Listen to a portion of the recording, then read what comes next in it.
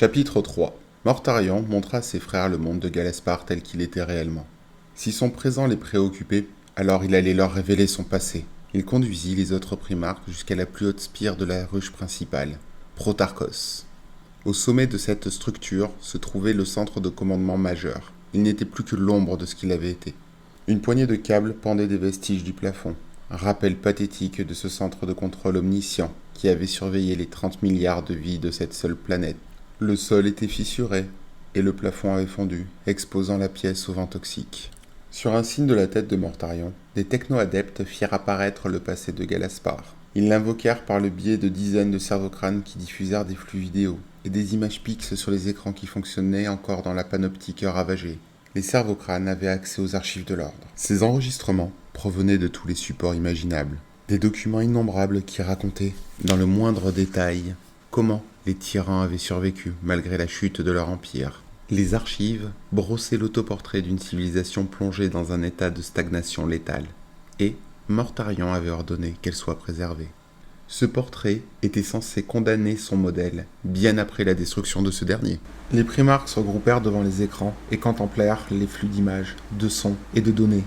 Un monde se matérialisa dans leurs esprits. « Voici les individus qui régnaient ici », expliqua Mortarion.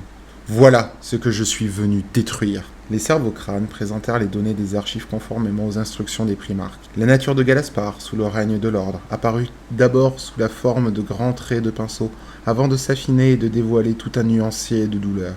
Depuis l'orbite, Galaspar était une boule brune et sale, à l'atmosphère chargée de particules, aux nuages saturés de vapeurs industrielles. Sous les nuages, c'était un monde sans océan, sans terre arable. Les immenses étendues d'eau et de verdure n'étaient même plus des mythes.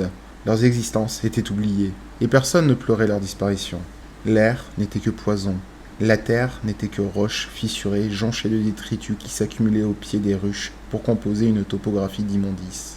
Respirer l'air de Galaspar revenait à se condamner soi-même. Cela faisait des siècles que la planète était inhabitable, et pourtant, 30 milliards d'âmes s'entassaient dans les archéologies qui recouvraient la surface comme des cônes volcaniques. Les ruches atteignaient des hauteurs vertigineuses. Leur sommet perçait la masse fangeuse des nuages. Il n'y avait aucune fenêtre sur les parois extérieures. Cela faisait des siècles que les habitants de la planète, sinon les membres de l'élite, n'avaient pas contemplé le paysage. Les ruches emprisonnaient les corps des ressortissants de Galaspar. L'ordre emprisonnait leurs esprits. À l'intérieur des pics, les maîtres de l'Empire prospéraient. Il y avait de la richesse sur cette planète. Il y avait du luxe. La hiérarchie de l'ordre était précise, ses lignes aussi inflexibles que celles d'une pyramide. Ceux qui détenaient le plus de pouvoir détenaient les plus grandes richesses et jouissaient des lieux de vie les plus spacieux, les plus grandioses. Ce n'était pas uniquement le résultat inévitable d'une distribution inégale du pouvoir, c'était aussi la loi. Si une idéologie avait présidé à la formation de l'ordre, un système de croyances qui justifiait la structure de l'Empire et la drapait d'un semblant de moralité, il avait sombré dans l'oubli, à l'instar des océans de ce monde. Personne ne se rappelait comment l'ordre s'était développé, comment il avait conquis le pouvoir et ce qu'il y avait pu jadis représenté. Même les chroniques des dirigeants, compilées avec un soin qui confinait à l'obsession, ne remontaient pas aussi loin dans le temps. L'ordre était devenu une tautologie parfaite du concept de force. Ceux qui détenaient le pouvoir occupaient une telle position parce qu'ils l'occupaient. Leurs droits ne pouvaient être remis en question, car le concept même de droit était inconnu sur Galaspar. Contrairement à celui de propriété, en revanche. Sur cette planète, il était impossible de définir la propriété comme un droit. Tout comme il était impossible d'affirmer qu'une pierre avait le droit d'être dure. La propriété était un absolu. Elle régnait en maîtresse. Elle était codifiée et régulée par une bureaucratie qui n'existait que pour perpétuer sa propre existence et celle des structures qui la sous-tendaient. Les contrôleurs de l'ordre étaient les seigneurs au sommet de la pyramide. Ils vivaient tout en haut des ruches, dans des quartiers à l'opulence rectiligne. Je constate que le concept d'art a disparu sur Galaspar, observa Sanguinus. Il n'y avait ni statue, ni peinture, aucune fresque, aucun joyau n'embellissait les halls des contrôleurs. L'art existait au-delà des catégorisations et des mesures des bureaucrates. Il ne pouvait être entièrement quantifié par les unités de valeur utilitaire. Par conséquent, au fil des siècles, l'art avait disparu de l'imagination de l'ordre. Il avait été ignoré, puis oublié. Mortarion grommela. Il n'avait que faire de l'absence d'art. Il n'y en avait pas non plus sur Barbarus. L'existence brutale et misérable de sa population humaine n'était pas un terreau fertile pour le développement d'un tel concept. Ce n'était pas l'absence de culture qui attisait son courroux à chaque fois qu'il pensait à l'ordre. L'art est un luxe, asséna-t-il. Il n'y a pas de place pour le luxe entre les vérités inéluctables que sont la vie et la mort. Tu n'es pas d'accord, j'imagine. Il adressa un bref regard à Sanguinus pour lui signifier que l'opinion de l'ange ne l'intéressait nullement. Sanguinus demeura silencieux. L'ordre, en revanche, vivait dans le luxe, reprit Mortarion d'une voix profonde et grondante. Le luxe, sur Galaspar, était quantifiable. Il était défini par la surface des sols et la hauteur des plafonds. Il était défini par la taille des lits. Il était défini par la quantité de nourriture et de vêtements. Et par-dessus tout, il était défini par le nombre d'unités de travail que chaque contrôleur possédait directement. C'était grâce à ces unités qu'ils accumulaient davantage de richesses, et par conséquent, davantage de pouvoir. La gestion de ces ressources constitue une tâche ardue. Il n'y avait pas de loisirs sur Galaspar, même pour les hauts contrôleurs.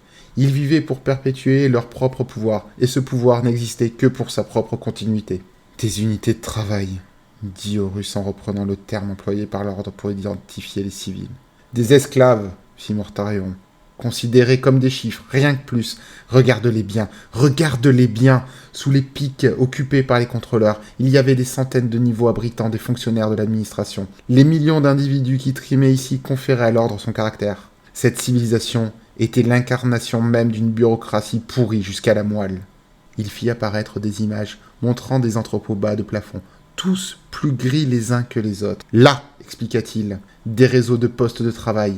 La vie des fonctionnaires était définie par une seule chose, une éternelle monotonie. Les directives leur parvenaient de leur hiérarchie, et les tâches étaient segmentées en fragments si nombreux qu'elles n'avaient plus le moindre sens quand elles finissaient par être menées à bien. À l'une des extrémités de la chaîne, un fonctionnaire pouvait avoir comme mission de biffer d'un trait de stylo une ligne sur 3, sur un parchemin interminable qu'il ne pouvait déchiffrer. Il traçait ses traits, ligne après ligne, heure après heure, jour après jour, sans comprendre ce qu'il faisait, sans éprouver la moindre curiosité. C'est là, au sein de ces strates multiples de fonctionnaires, que commençait le phénomène de dépendance chimique, poursuivit Mortarion d'une voix calme et froide, soulignant les horreurs perpétrées par l'ordre avec une lucidité implacable. Les doses obligatoires étaient bien moindres que dans les niveaux inférieurs, mais les drogues étaient omniprésentes. Les fonctionnaires avaient pour ordre de consommer leurs pilules en même temps que leur repas, entre chaque quart de 18 heures. Ces drogues émoussaient les sens, pas suffisamment pour les rendre inaptes, mais bien assez pour assurer leur docilité. Ils restaient à leur poste. Leur conscience se bornait à leur tâche immédiate. Ils étaient incapables de réfléchir à long terme. Ils ne pouvaient imaginer aucun futur, et encore moins une rébellion. L'ordre représentait leur existence tout entière. Ils faisaient ce que l'on exigeait d'eux, et c'était l'intégralité de leur vie. Ils accomplissaient ce qui leur était ordonné, et en dessous d'eux, les rouages se mettaient en mouvement. Les rouages se mettaient en mouvement en dessous d'eux, répéta Mortarion avec un sifflement de dégoût. Et les fonctionnaires qui savaient écrire rédigeaient des rapports pour rendre compte de ces mouvements. L'exercice du pouvoir était chroniqué en une boucle infinie de tâches monotones, avilissantes et dérisoires. À présent, regardez sous les griffonnages sans fin de la bureaucratie. Observez l'impact de chaque chiffre raturé, de chaque édit validé. À chaque ligne barrée, quelqu'un mourait.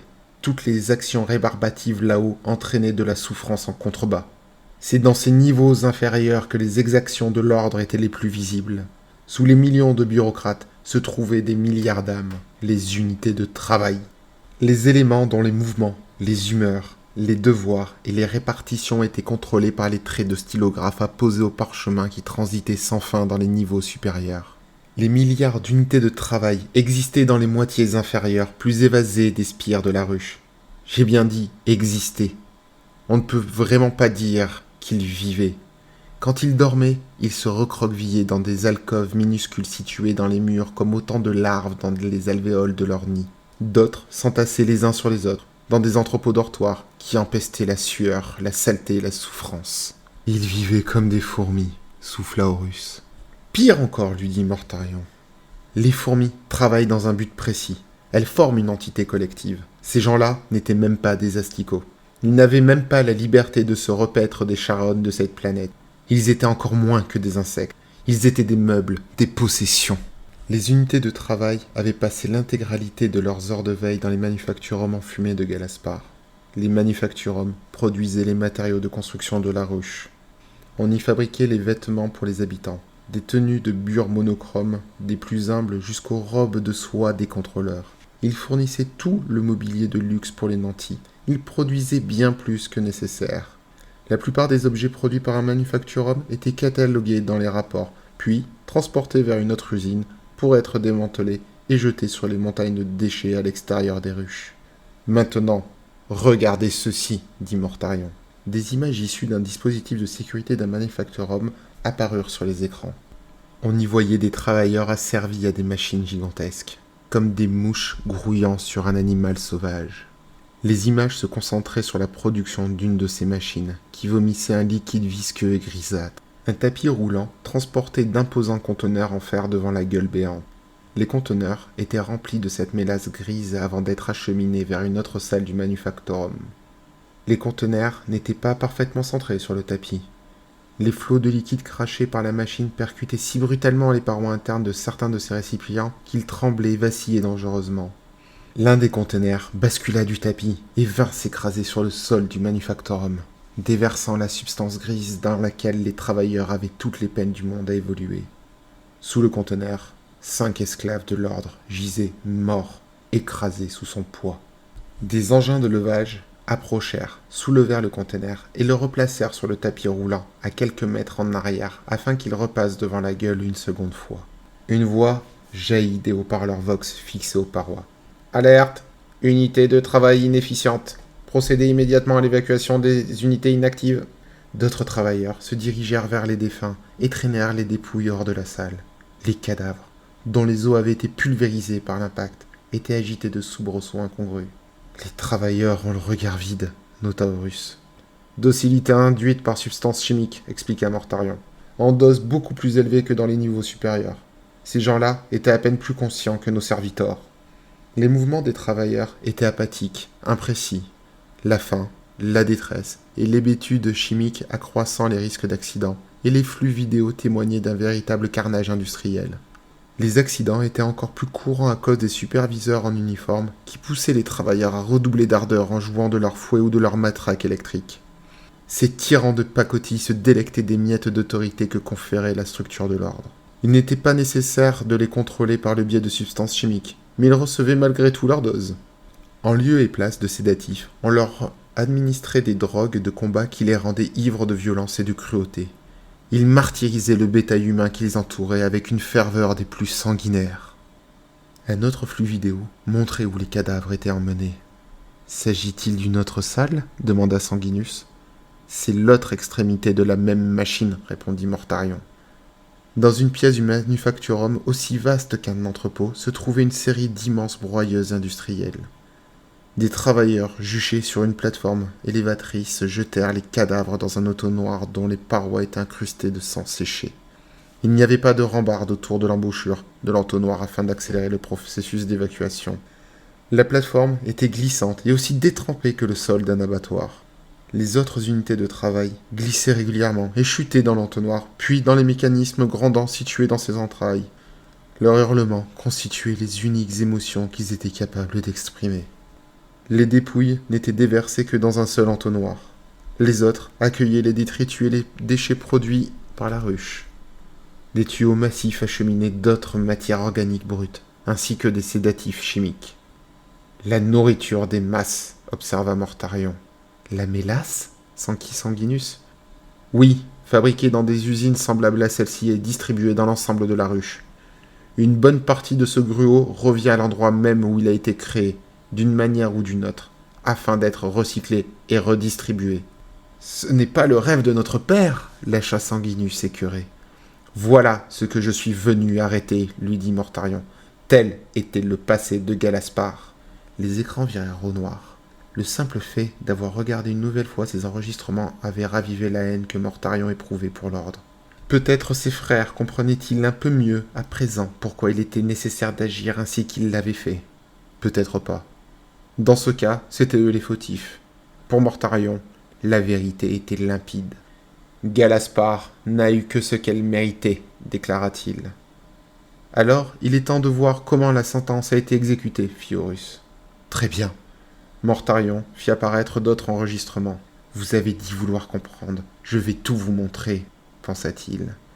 Il commença son récit. Il commença avant son arrivée sur Galaspar. Il leur raconta comment il avait compris quelle serait sa première mission dans le cadre de la Grande Croisade.